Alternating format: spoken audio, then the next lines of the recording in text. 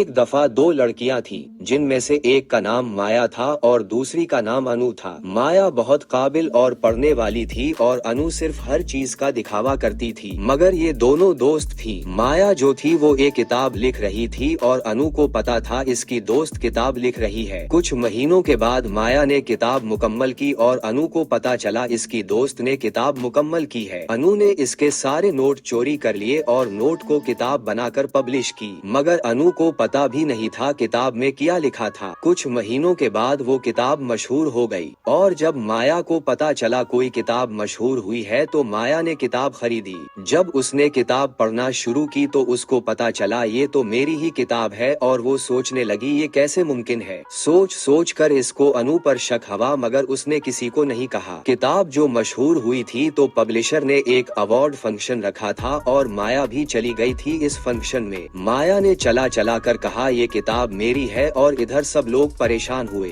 मसला इतना बढ़ गया पुलिस को बुलाना पड़ा। माया और अनु दोनों को साबित करने के लिए कहा गया था। माया ने कहा नोट मेरे चोरी हुए थे, मगर ये सारे नोट मेरे कंप्यूटर में हैं डेट्स के साथ, और अनु को पूछो इस किताब के बारे में। जब अनु को पूछा गया था किताब के बारे में तो उसको कुछ भी पता नहीं था, क्योंकि वो सिर्फ चोर थी मगर काबिल नहीं। तो सबको पता चला ये किताब माया की है। पुलिस ने अनु को जेल में डाला और माया को अवार्ड मिला अपनी मेहनत का और अपनी काबिलियत का। इस कहानी का यही मतलब निकला, मेहनत जाया नहीं होती है और इल्म कोई नहीं चरा सकता है। एक लाइक और सब्सक्राइब मेहनती लोगों के लिए तो बनता है।